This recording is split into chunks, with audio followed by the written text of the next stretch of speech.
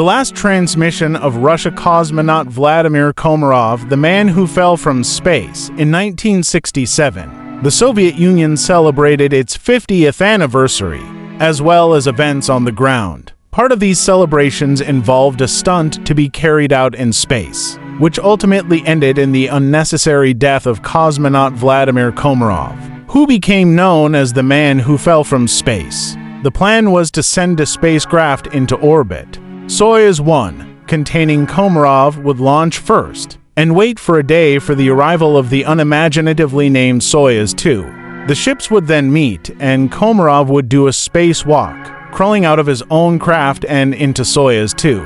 One of the two cosmonauts aboard Soyuz 2 would then enter Soyuz 1, before both ships departed for Earth. There are claims, though heavily disputed, that months before the planned launch it became apparent that it would not go well.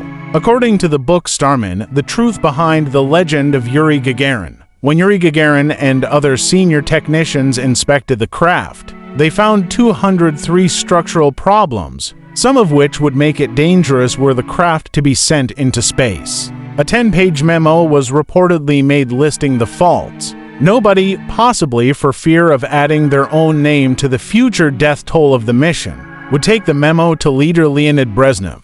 On launch day, Gagarin did not act according to usual protocol, demanding a pressure suit before going down to the launch pad to talk with Komarov.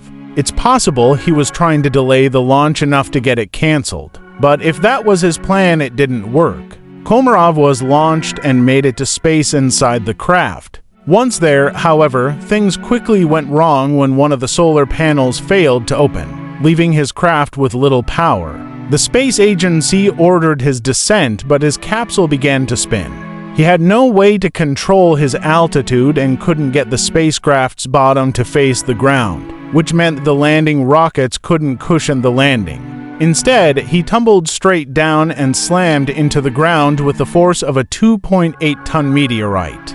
According to Starman, Komarov's final words were picked up by U.S. radio outposts in Turkey, saying this devil ship, nothing I lay my hands on works properly, as well as letting out cries of rage as he fell to his death. Official Soviet transcripts, though not to be taken at face value, report that Komarov's last words were, "I feel excellent, everything's in order," before adding thank you for transmitting all of that. Separation occurred. According to this version of events, Komarov fell to his death as ground control attempted to re-establish contact. Ruben, this is Zarya. How do you hear me? Over. The transcript reads, Ruben, this is Zarya. How do you hear me? Over. This is Zarya. How do you hear me? Over.